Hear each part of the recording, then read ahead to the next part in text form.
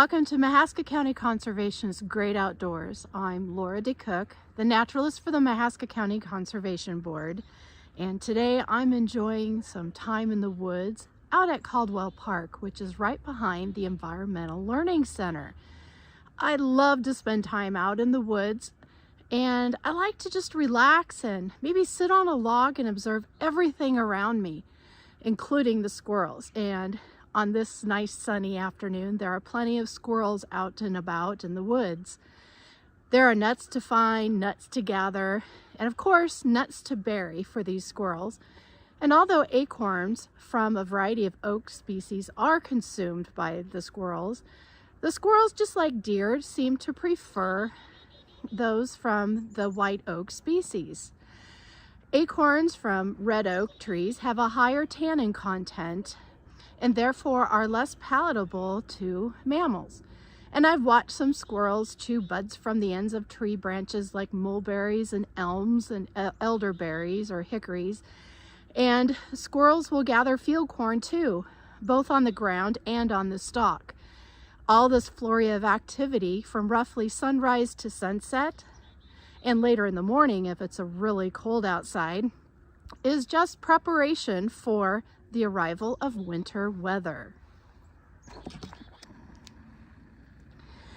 Iowa has 4 species of tree squirrels, but it's the fox squirrel and gray squirrel that are the most common in this area.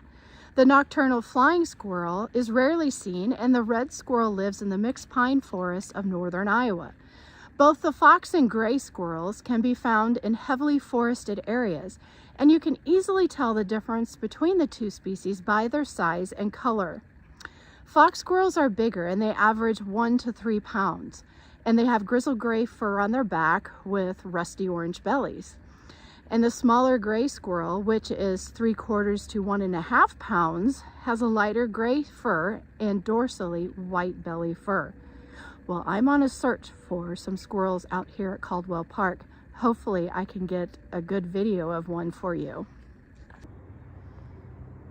As temperatures begin to drop in the fall, squirrels can be seen carrying mouthfuls of dry leaves from the forest floor to their nest high in the tree branches.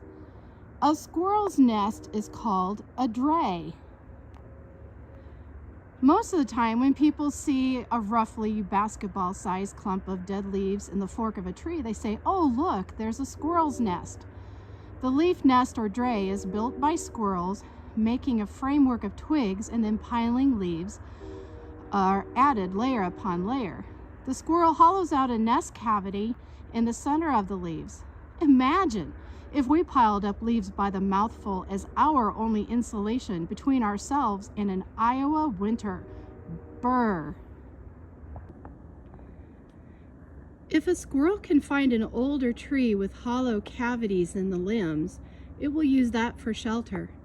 Using a hole is a lot less work and makes for a good sturdy shelter. And of course, in some parts of Iowa, it's hard to find those big old trees full of rotten holes and rotten limbs. And what looks like a 5-star hotel for a squirrel are trees what sometimes people cut down for lumber or firewood, and sometimes they get to cut down because they appear unsightly.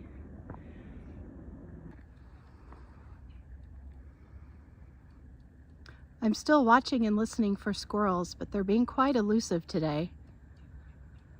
Well, on days with heavy snowfall or freezing rain, the oak hickory forests are very quiet, and squirrels will not be out scurrying around, cutting nuts and rustling leaves, scolding people in the woods, and constantly betraying their presence. Their winter foraging for buried nuts can be risky for squirrels. If the food eaten by squirrels does not produce enough energy for them, well, then their vital layer of insulated fat will be steadily lost, and they may not survive the winter. But somewhere in a tree near you, a squirrel is getting ready to survive an Iowa winter. So take some time this season for a closer look at these amazing little critters. And thanks for joining me today in Mahaska County Conservation's Great Outdoors. And let's get together again next week.